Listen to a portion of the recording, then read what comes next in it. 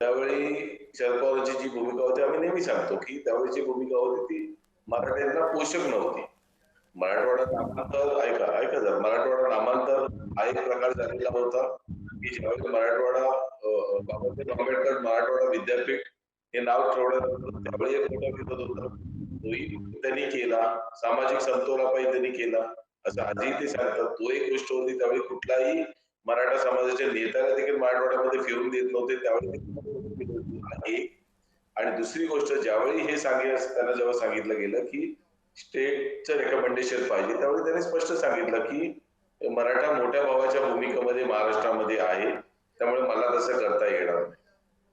त्यामुळे त्यावेळी जर संपला असता कारण त्यावेळी कुठलेही आयोग-बियोग हे काढायचे आता जे सर्व जे घेऊन बसले आहेत ना सीट्स ओबीसी मध्ये ते कुठल्या आयोगाच्या शिफारसीमध्ये आले होते, कुठल्या यांनी आले होते. मग वीरेंद्र काय पवार, शेवटी प्रश्न हाच उपस्थित राहतो की इतकी वर्ष महाराष्ट्रानं मराठा मुख्यमंत्री पाहिले, त्यावेळी मात्र हा प्रश्न उपस्थित नव्हता झाला किंवा शरद पवार यांच्या काळातले दोन्ही प्रसंग तुम्ही असो किंवा आबासाहेब असो यांनी देखील स्पष्टपणे महाराष्ट्रासमोर आज ठेवलेले आहेत. त्याच्यातही हाच प्रश्न उपस्थित होतो की त्यावेळी देखील यावर कुठला सोक्षमोक्ष लागलेला नव्हता.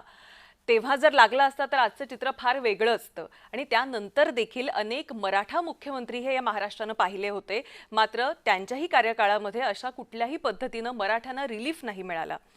आता 2014 साली ज्यावेळी आपण पाहिलं की देवेंद्र फडणवीस मुख्यमंत्री झाले, त्यानंतर पहिल्यांदा मोठ्या प्रमाणावर मराठा मोर्चे निघाले आणि मराठा आरक्षणाची मागणी करण्यात आली. 16% आरक्षण देऊ केलं गेलं.